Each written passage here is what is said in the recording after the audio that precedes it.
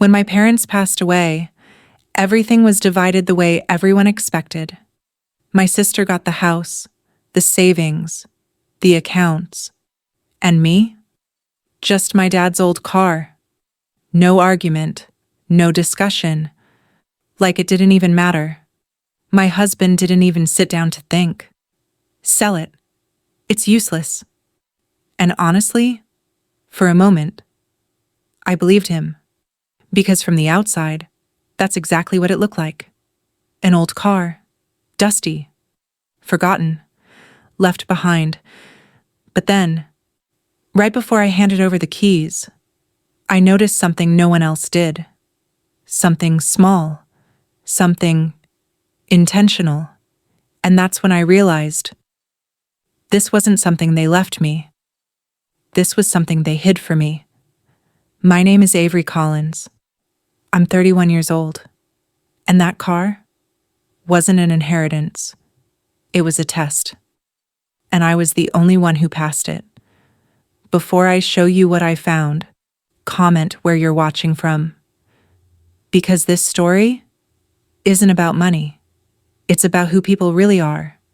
When they think you don't matter. The will reading felt off. Not emotional, not tense. Just fast. Like everything was already decided before we even walked in. My sister didn't react. Didn't question anything. She just sat there. Calm. Steady. Like she already knew. And when it ended, it was simple. She got everything visible. The house. The accounts. Everything you expect people to fight over. And me? The car. That was it. No explanation, no reason, just assigned. And no one questioned it. Not even me. Not yet. As we walked out, my sister stopped next to me, close enough that no one else could hear, and said, "Dad always knew who could handle real things." Then she smiled and walked away. That sentence didn't feel like an insult. It felt like something else, something I didn't understand yet. But I knew one thing. She wasn't guessing. She was sure. That night, my husband barely looked at the documents. "So, you got a car?" I nodded. He shrugged. "Sell it." No hesitation, no curiosity. Just done. Like the decision didn't need thinking. And for a second, I agreed.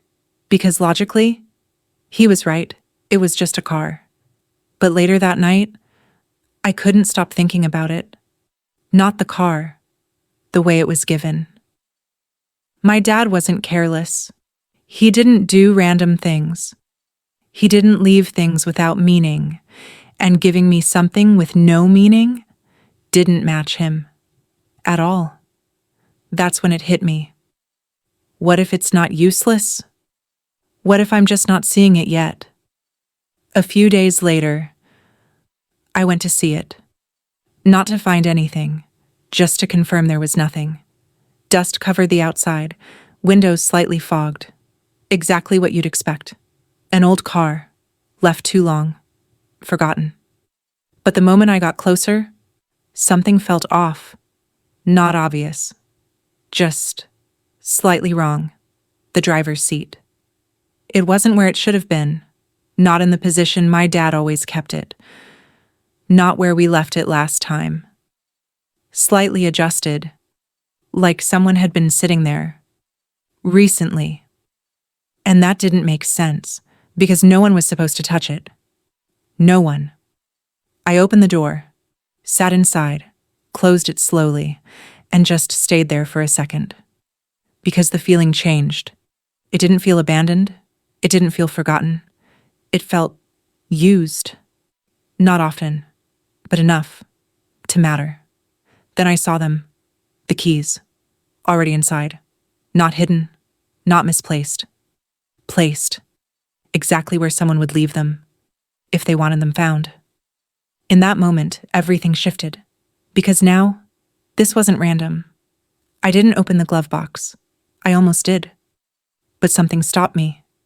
Instead, I looked down. Near the seat. There was a small gap in the center console.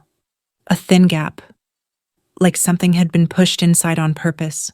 Something no one would notice, unless they were looking carefully. I reached in and pulled it out. It wasn't an envelope, it was smaller than that.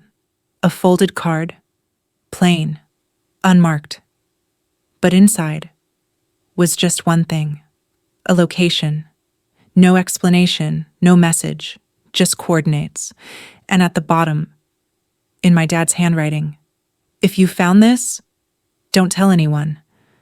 That's when I realized I understood something important.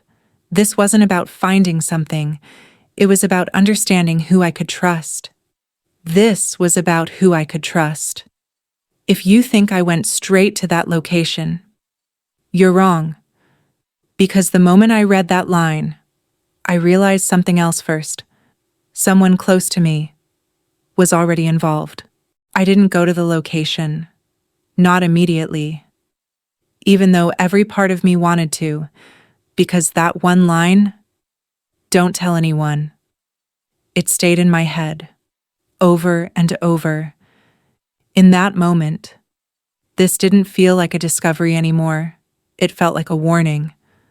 So instead of driving there, I went home and acted normal, because something told me I needed to watch first. That night, everything looked the same. Dinner, conversation, routine. But I wasn't the same, because now I was paying attention to every word, every reaction, every pause. And that's when I noticed it. Something small. My husband asked about the car. Again, not casually, intentionally. "So, did you check it properly?" That's what he said. And it was subtle, normal even, but something about it felt too specific. Because before, he didn't care at all. But now, he was interested, and that shift didn't make sense. So I kept it simple. "Nothing inside, just old stuff." I said it calmly, like I didn't find anything, like it really was useless. And for a second, he just looked at me, then nodded. "Yeah, figured." But that pause was enough. That wasn't relief. That was him thinking. After that, I noticed something else. He didn't mention selling it again. Not once. Not like before. No pushing. No reminders. Nothing. And that silence said more than anything else, because people stop pushing when they're waiting instead. Later that night, his phone rang. He looked at it and stood up immediately. "I'll take this outside." Normal behavior, except it didn't feel normal because of the timing, because of everything else. And this time, I didn't ignore it. I didn't go outside, didn't try to hear everything. I just moved closer, quietly, enough to catch one thing, one line. "She hasn't figured it out yet." My chest tightened, because that sentence wasn't meant for me. I stepped back, before he came in, sat down, acted normal, like I didn't hear anything, but inside, everything changed. That's when it became clear. This wasn't just about the car. This wasn't just about my dad. Someone else knew. That's when it all started connecting. Everything started connecting. The will, the car, the message, the timing. And one question kept coming back. Who told him? Because I didn't say anything. No one saw me. No one knew. So how? Did he? That's when I made a decision. I wasn't going to confront him. Not yet. Because now, this wasn't about finding something. This was about proving something. And to do that, I needed to let them think I didn't know. So the next morning, I took the coordinates, got in the car, and started driving. Not just to find what my dad left me, but to find out who was trying to take it. If you think what I found at that location was money, you're wrong. Because what I found there proved my dad already knew who would betray me. The drive felt longer than it should have, not because of the distance, because of the questions. The coordinates didn't lead to anything obvious. No bank, no office, no house, just an empty-looking industrial area. The place didn't look abandoned, just ignored. Quiet, almost too quiet. And as I pulled in, I already knew. Whatever this was, it wasn't meant to be easy. There was only one building. Old. Plain. No sign. No name. Just a number on the door. And for a second, I hesitated, because nothing about it looked valuable. Nothing about it explained anything. But then I remembered, my dad never made things obvious. So I stepped out, walked to the door, and tried it. The door opened. No key. No code. Already unlocked. And that alone was enough to change everything, because that meant one thing. Someone expected me. Not just eventually. Specifically. Inside, it wasn't empty, but it wasn't what I expected either. No cash, no obvious valuables, just a table, and on it, one single box, placed right in the center, like it was waiting. For me, I walked closer, opened it slowly, and inside was another envelope. Same handwriting, same feeling. And this time, I didn't hesitate. I opened it immediately. Because now, I knew this wasn't random. Inside was a letter. Short, direct, exactly like him. If you're here, you didn't trust what you saw. Good. I froze, because that line wasn't emotional. It was confirmation. He expected doubt. He expected questions. He expected me. I kept reading. What you were given isn't what you think. And what they believe is exactly what I wanted. That's when it hit me. The will, the car, everything. It wasn't a mistake. It was a setup. Not against me, against them. The next line changed everything. If anyone asks about this, they already know too much. My chest tightened, because now it wasn't just suspicion anymore. It was confirmed. Someone knew. Before I did. And that meant this wasn't just hidden. It was being watched. At the bottom of the box, there was one more thing. A small device. Simple. Clean. And next to it, a document. Legal. Official. With one name highlighted, mine. Ownership. Control. Access. Not future, present. I stood there, holding everything. That's when I finally understood. I understood completely. He didn't leave me something later. He put me in control already. He didn't test me to see if I'd find it. He made sure only I could. And more importantly, he knew exactly who would try to take it. That's when I stopped feeling confused. Stopped feeling unsure. Because now, I wasn't catching up anymore. I was ahead. If you think I went home and told them everything, you're wrong. Because at that point, I wasn't the one being tested anymore. They were. When I got back, nothing looked different. Same house, same routine, same people. But I wasn't the same anymore, because now, I wasn't guessing. I knew. And once you know the truth, you stop reacting. You start watching. That night, I acted exactly the same. Same tone, same conversations, same responses. No tension, no suspicion. Because if they thought I didn't know anything, they would show me everything. And that's exactly what I needed. So I did something simple. I mentioned the car again, casually. I might sell it this week. I watched his reaction carefully. Not what he said, how fast he said it. Yeah, probably a good idea. Too quick, too smooth, like he was waiting for that moment. and that confirmed it. He wasn't guessing either. Later that night, the phone rang again. Same pattern, same behavior. He stepped outside, but this time, I was ready. I didn't move closer, didn't risk getting caught, because I already had something better. I had proof waiting. Before I left that location, I didn't just take the documents.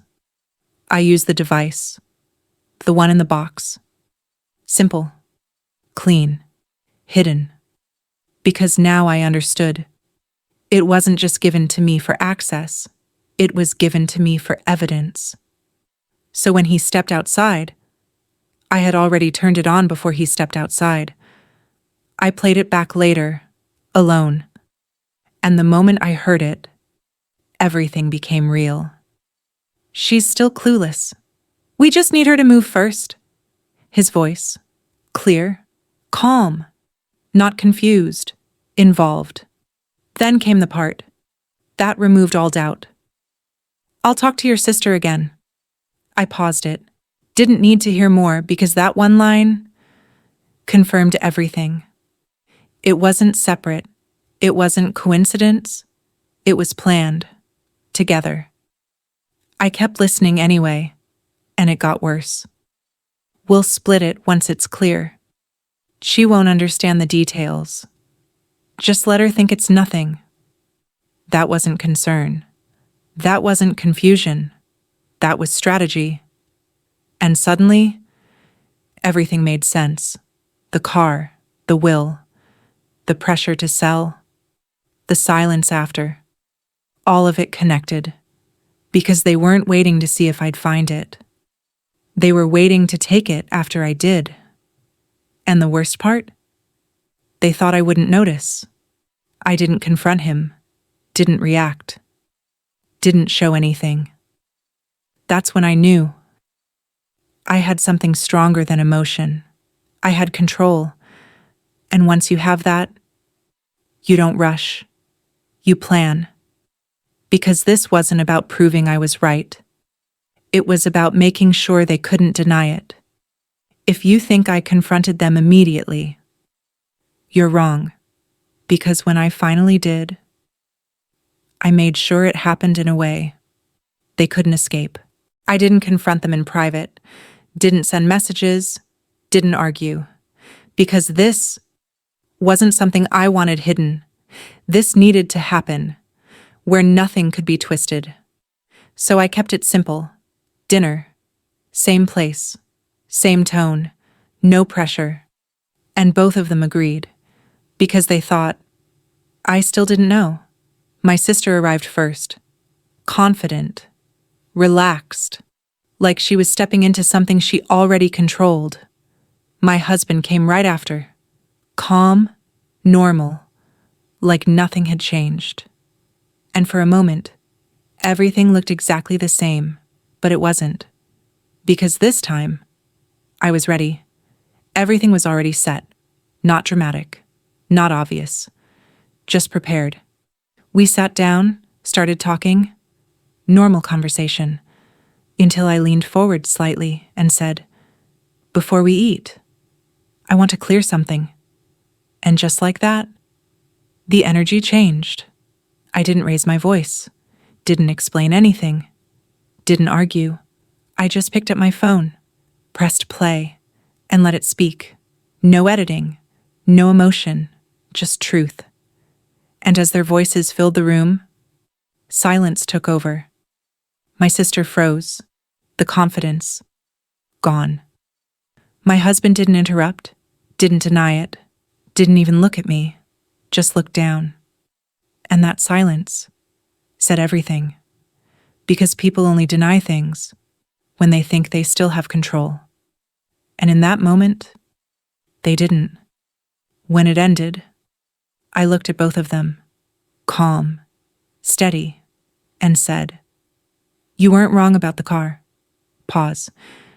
You were wrong about me. No anger, no emotion, because I didn't need to fight. I already had the truth. Then I slid the papers across the table. First, divorce papers. Then, legal notice. Clear. Final. Non-negotiable. My sister whispered, "You planned this." I looked at her and said, "No. You just made it easy." That's when it started. Talking, explaining, excuses. "We were going to tell you. It's not what it looks like. You're overreacting." But I didn't respond. Because explanations come before betrayal, not after. I stood up, picked up my bag. No rush, no hesitation, and for the first time, nothing pulled me back. No confusion, no doubt. Because once you see people clearly, you stop needing answers. As I reached the door, I paused for a second, not to look at them, not to say more, just to notice one thing: the car keys, still in my hand. In that moment, everything made sense. That car wasn't what they thought it was. It wasn't small. It was everything, and they never saw it. Because they were too busy trying to control something they never understood. They thought I was easy to ignore until I became impossible to control.